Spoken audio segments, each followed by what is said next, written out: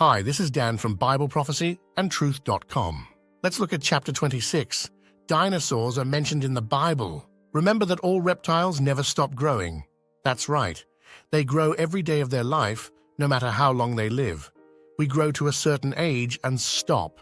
Dogs and cats, fish, birds, bears, etc.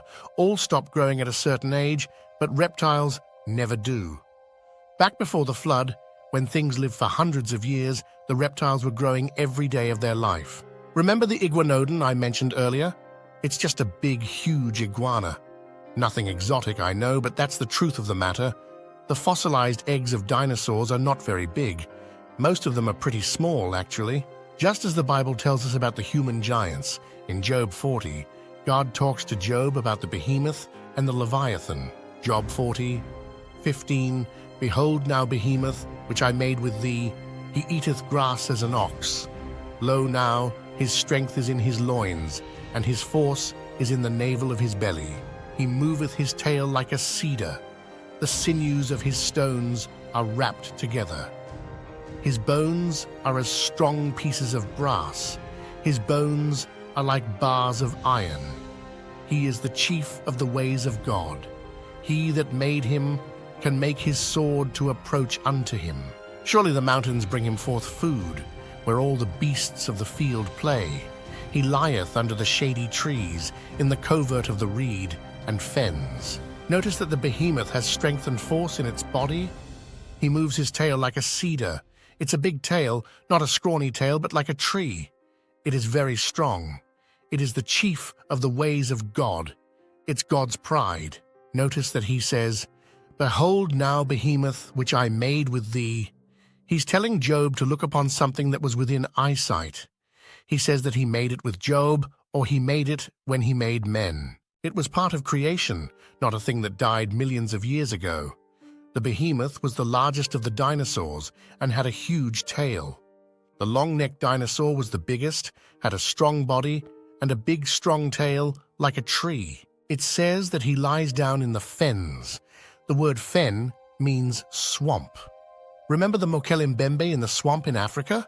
They still live. They are just not as big as they were pre-flood. Job 41:1. Canst thou draw out Leviathan with an hook, or his tongue with a cord which thou lettest down? Canst thou put an hook into his nose, or bore his jaw through with a thorn? Will he make many supplications unto thee? Will he speak soft words unto thee? Will he make a covenant with thee? Wilt thou take him for a servant forever? Wilt thou play with him as with a bird? Or wilt thou bind him for thy maidens? His scales are his pride, shut up together as with a close seal. By his neesings a light doth shine, and his eyes are like the eyelids of the morning. Out of his mouth go burning lamps, and sparks of fire leap out. Out of his nostrils goeth smoke, as out of a seething pot or cauldron. His breath kindleth coals, and a flame goeth out of his mouth. In his neck remaineth strength, and sorrow is turned into joy before him. When he raiseth up himself, the mighty are afraid. By reason of breakings they purify themselves. The sword of him that layeth at him cannot hold, the spear, the dart, nor the habergeon. Upon earth there is not his like, who is made without fear. Take a look at the description of the Leviathan. Can you put a hook in his nose? Can you play with him as a bird? He has scales. He sneezes and breathes fire. The mighty are afraid of him. He is without fear. What in the world is this thing? He's a fire-breathing dragon. He is highly feared and fearless. Sounds a bit like a Tyrannosaurus Rex. I know they don't show him breathing fire in the movies, but let's look at some facts.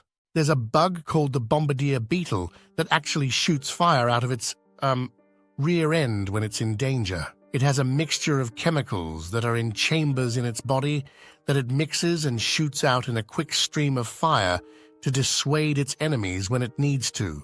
There are many head bones of dinosaurs found that have hollow chambers. We can't say for sure what they were used for, but the T-Rex also has a hollow honeycomb in the head bones. Remember that I mentioned the T-Rex and the iguana skull looks almost identical? It's interesting that when an iguana gets mad or frightened, it sneezes. It doesn't shoot fire out today, but that doesn't mean it never did, and it's mighty interesting to say the least. At any rate, it looks like God is also describing a fire-breathing reptile in Job, another of the mighty creatures he created. Why do we have so many legends of fire-breathing dragons? Because they used to walk on the earth with us human beings, that's why. There were many huge reptiles before the flood.